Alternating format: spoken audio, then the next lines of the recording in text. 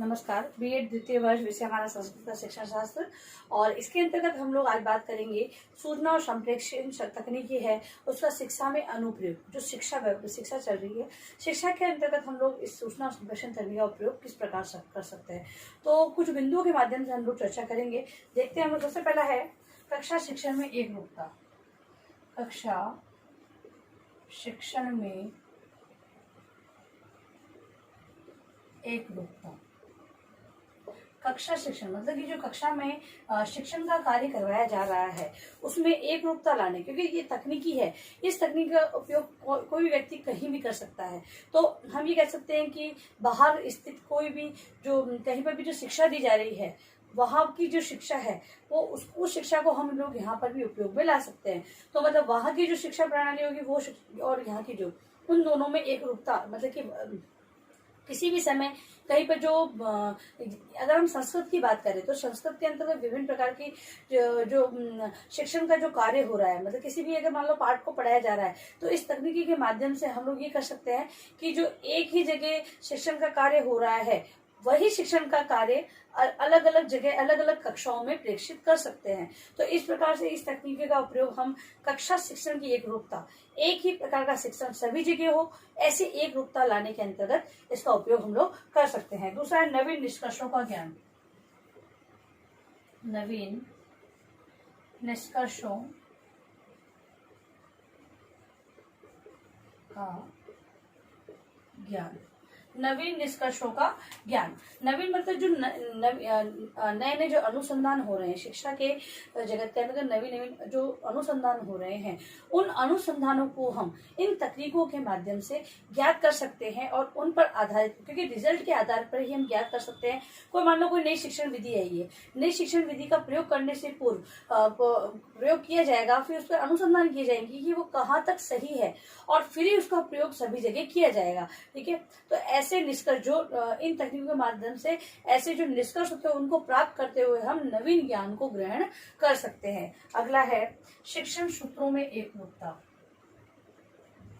शिक्षण सूत्रों में एकरूपता।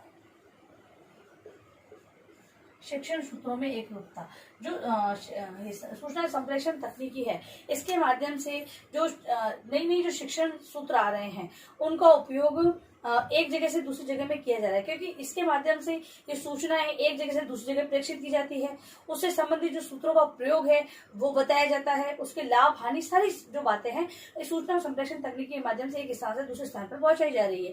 तो जिससे कि क्या हो रहा है कि जो सही चीज है जिसका प्रयोग करते हुए, जैसे कि आज हम लोग देख रहे हैं समस्या आ गई है कि वो शिक्षण कार्य है वो विद्यालयों में नहीं हो पा रहा है, तो इसके लिए क्या हो रहा है, ऑनलाइन शिक्षण प्रक्रिया चल रही है। अब ये ऑनलाइन शिक्षण प्रक्रिया है वो सभी जगह चल रही है और वहां पर एकरूपता है। जो सही तकनीक है उसका प्रयोग हम लोग करना प्रारंभ कर रहे हैं। जिस प्रकार से कि भाई कोई ऑनलाइन है, कोई गूगल मीट से जुड़ता है, कोई जूम से जुड़ता है, ये क्या है, शिक्षा देने का तरीका है। ठीक है, तो अब यहाँ पर एक रूपता किस प्रकार से आ रही है, क्योंकि जो फंक्शंस है वो सारे एक ही प्रकार के हैं और उसी के आधार पर शिक्षा देने का प्रयास किया जा रहा है। तो वही चीज है कि शिक्षण सूत्रों में एक रूपता, एक स्थान से दूसरे स्थान पर जो ऐसी सूचनाएं प्रेषित की जाती है तो उसको प्रयोग सभी जगह होने लग जाता है। तो इस प्रकार से सूचना सूत्रों के अंतर्गत एक रूपता आ जाती है। फिर है शिक्षण अधिगम सामग्री। शिक्षण अधिगम सामग्री। शिक्षण अधिगम सामग्री के रूप में अनुप्रयोग।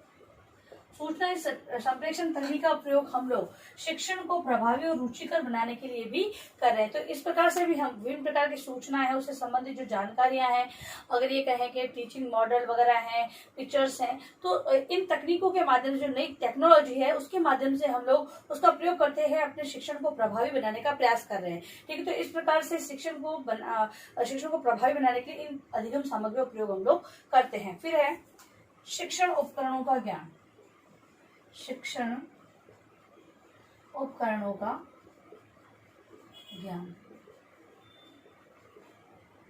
हम लोग देखते हैं कि बहुत से अगर शिक्षा के जगत में बदलाव होते हैं, उसके अंतर्गत विभिन्न प्रकार के उपकरणों द्वारा, जैसे कि अब हम प्रोजेक्टर की बात कर लेते हैं, तो प्रोजेक्टर है, प्रोजेक्टर से पढ़ाने की बात की कि विद्यार्थियों को डिजिटल जो स्मार्ट क्लासेस दी जाए, वहां पर बच्चों को प्रोजेक्टर के द्वारा पढ़ाया जाए, जिससे कि उनको जो किताबों का जो ज्ञान मिल रहा है उसके अतिरिक्त उनको जो बाहरी ज्ञान है या कहें कि प्रत्यक्ष ज्ञान उन्हें प्रदान किया जा सकता है। तो इस प्रकार से अब प्रोजेक्टर ला तो दिया है, सरकार ने उपलब्ध करा दिया, तो इससे संबंधित जो सूचनाएं हैं कि उसको प्ले किस प्रकार किया जाए, उससे संबंधित पाठ योजना किस प्रकार निर्मित की जाए, वो सारी जानकारी है वो सूचना और संप्रेषण तकनीकी के माध्यम से भी हम लोग कहीं भी किसी भी प्रकार से प्राप्त कर सकते हैं। तो इस प्रकार से जो शिक्षण उपकरणों का ज्ञान भी हम लोग क्या है, सूचना और संप्रेषण तकनीकी के माध्यम से प्राप्त कर रहे हैं। फिर है नवीन सूचनाओं का ज्ञान, नवीन सूचनाओं का ज्ञान। इसके जो नवीन शिक्षा के अंतर्गत जो नवीन सूचनाएं प्रेषित होती है उसका ज्ञान भी हम इन तकनीकों के माध्यम से समय रहते प्राप्त कर लेते हैं। और आजकल तो सारी जो मीटिंग्स वगैरह है वो भी इन्हीं तकनीकों के माध्यम से ऑनलाइन होना स्टार्ट हो गई है। तो सारे जो सूचना है वो हमें जल्द से जल्द प्राप्त हो जाती है। ये कहे कि कोई भी किसी कहीं भी बैठा व्यक्ति है वो सभी व्यक्तियों को जोड़ते हुए एक साथ जोड़ते हुए अपनी सूचनाएं प्रदान कर सकता है। फिर है उच्च अधिगम स्तर, उच्च अधिगम स्तर। अधिगम को उच्च बनाने के लिए हम नई शिक्षण विधियों का प्रयोग कर रहे हैं, सारे निष्कर्ष उनको ज्ञात कर रहे हैं इन तकनीकों से। तो इससे क्या होगा कि जहां तक संभव होगा हम विद्यार्थियों का जो अधिगम स्तर है उसको उच्च बनाने के लिए इन तकनीकों का प्रयोग, इनसे संबंधित जो जानकारी है उसको ग्रहण करने का कार्य कर रहे हैं। ठीक है, तो इससे प्राप्त जो सूचना है उसके आधार पर हम विद्यार्थियों का जो अधिगम स्तर है जो सामान्य था उसको उच्च बना सकते हैं, जो बिल्कुल ये कहें कि प्रतिभाशाली था उसको और ज्यादा बना सकते हैं। तो इस प्रकार से अधिगम स्तर को और उच्च बनाने का कार्य ये तकनीक कर रही है। फिर है अनुसंधान को प्रोत्साहन, अनुसंधान को प्रोत्साहन।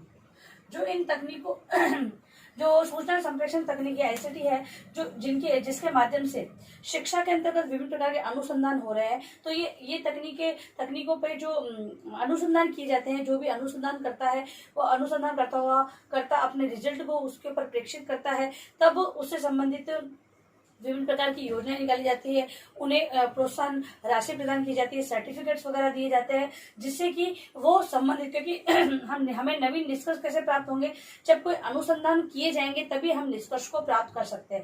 ठीक है, तो अनुसंधान करने के लिए अगर कोई व्यक्ति है अनुसंधान करना चाहेगा तो उससे संबंधित राशि या कोई प्रोत्साहन मिलेगा तभी वो अनुसंधान करेगा, अन्यथा वो अपना समय व्यर्थ करते हुए अनुसंधान नहीं करेगा। क्योंकि भाई लाभ तो होना चाहिए कुछ ना कुछ, क्योंकि आजकल है जो सभी व्यक्ति शिक्षा है वो भी व्यवसाय के रूप में आ गई है, तो अनुसंधान है तो कुछ राशि उसे प्राप्त होगी तभी वो इस कार्य को करेगा, तो प्रोत्साहन प्राप्त होता है। फिर है कंप्यूटर का अनुप्रयोग, कंप्यूटर का अनुप्रयोग। अब सूचना और संप्रेषण तकनीकी के द्वारा कंप्यूटर का अनुप्रयोग शिक्षा के लिए करते हैं, क्योंकि शिक्षा से संबंधित जो विभिन्न प्रकार की जानकारियां हैं अब उनको ग्रहण करने के लिए अध्यापक है वो कंप्यूटर के माध्यम से इन जानकारियों को प्राप्त करते हुए अपने शिक्षण के अंतर्गत इसका उपयोग कर सकता है। फिर है नवीन शिक्षण सिद्धांतों का प्रयोग, नवीन शिक्षण सिद्धांतों का प्रयोग।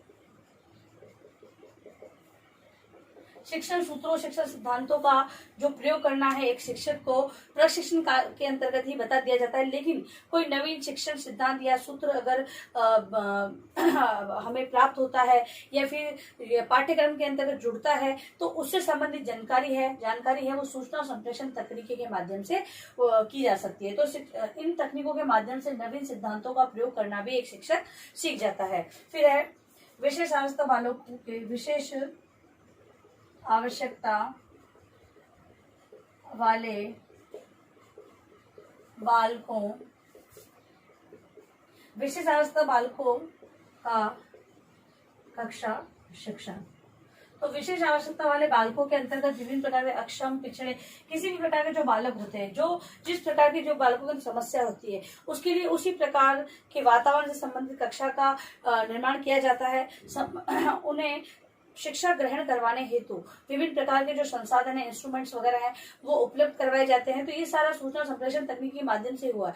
अध्यापक है भाई, हम लोग ये देखते हैं कि वहां पर ये प्रणाली चली है कि भाई कोई अगर मान लो श्रवण बाधित बालक है, अब उनके लिए विभिन्न प्रकार के जो श्रवण यंत्र होते हैं उनका प्रयोग करते हुए शिक्षण बहुत अच्छी तरीके से करवाया जा सकता है। तो ऐसा कहीं देखा गया होगा। अब ये देखा गया है तो कैसे, तो सूचना संप्रेषण तकनीक के माध्यम से भी सूचना प्राप्त होती है कि वहां पर इस प्रकार से विद्यार्थियों को पढ़ाया जा रहा है, तो शिक्षण प्रभावी है, तो उसका प्रयोग हम यहाँ पे करें। तो सूचना संप्रेषण तकनीक है वो विशेष आवश्यकता वाले बालकों का कक्षा में शिक्षण करवाने के लिए सहायक सिद्ध होती है।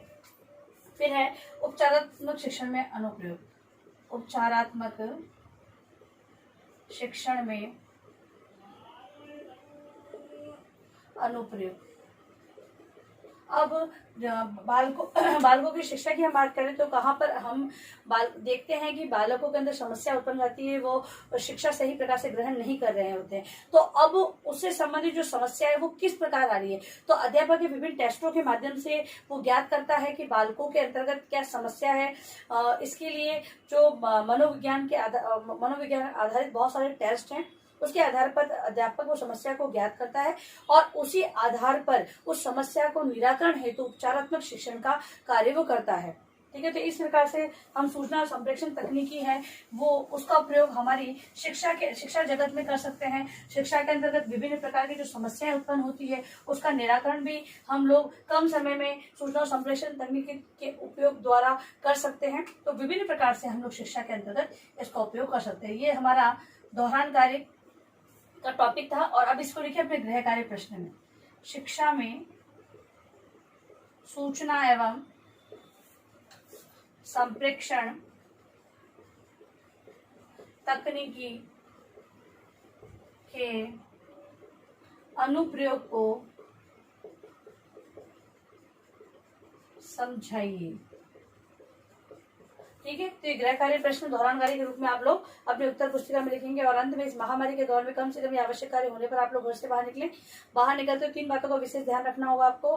मास्क लगाना है, सोशल डिस्टेंस बनाना है और हाथों को बार बार सैनिटाइज करते रहना है। सुरक्षित रहे, सभी का ध्यान रखें। धन्यवाद।